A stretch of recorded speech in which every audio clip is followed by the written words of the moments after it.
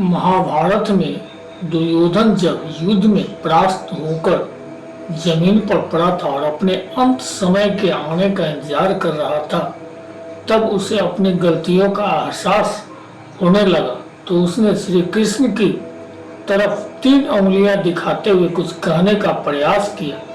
फिर श्री कृष्ण उसके करीब गए और उससे पूछा कि क्या कहना चाहते हो।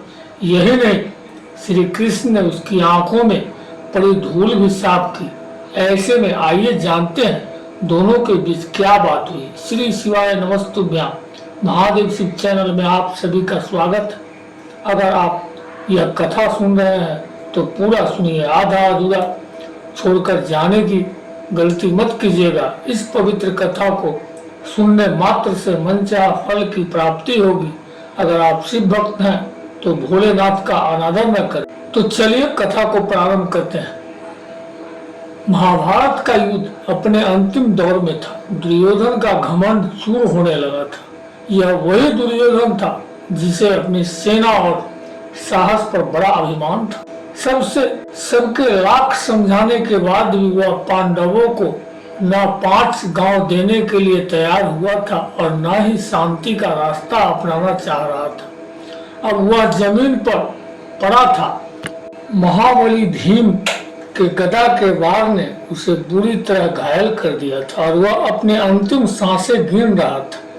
तभी वह भगवान श्री कृष्ण की ओर देखकर बार बार 3 उंगलियां दिखाने लगा।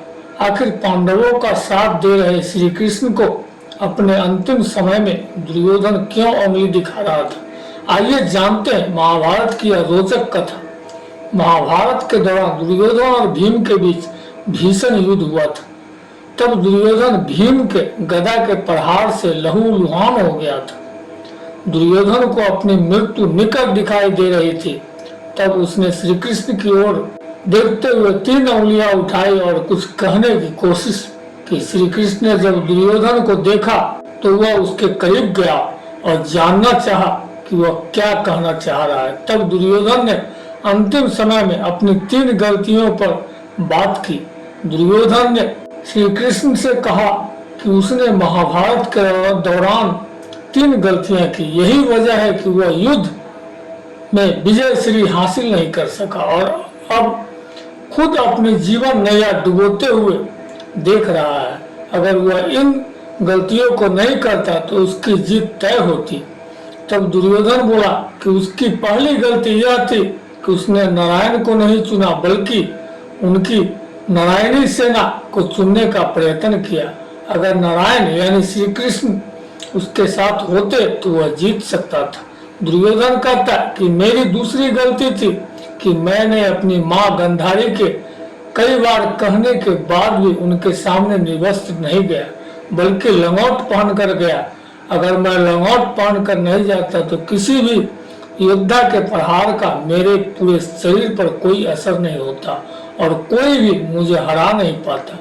फिर दुर्योधन अपनी अंतिम गलती के बारे में बताता है। दुर्योधन कहता है कि मेरी तीसरी और आखिरी गलती यह थी युद्ध में आखिर में गया, जबकि अगर मैं युद्ध में पहले जाता तो मेरे भाइयों सगे संबंधियों की जान बच सकती थी। इस पर श्री कृष्ण दुर्योधन को समझाते हुए कि तुम्हारी हार की मुख्य कारण है अधर्म के रास्ते पर चलना, अपनी कुल वधू द्रौपदी का चिरहरण करना। यह वजह है कि तुमने गलत कर्म किया और अपना भाग्य लिखा। श्री कृष्ण ने कहा कि तुम अपनी इन 3 गलतियों की वजह से नहीं हारे बल्कि सिर्फ इसीलिए हारे क्योंकि तुमने अधर्म की राह चुनी।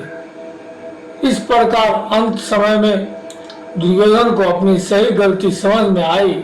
वीडियो को बोलते समय कोई त्रुटि हुआ हो तो मैं क्षमा चाहता हूँ। उम्मीद है आप सभी को वीडियो अच्छी लगी है। महादेव के सच्चे भक्त हैं तो चैनल को सब्सक्राइब करके वीडियो को लाइक करके कमेंट में हर हर महादेव लिख दीजिए।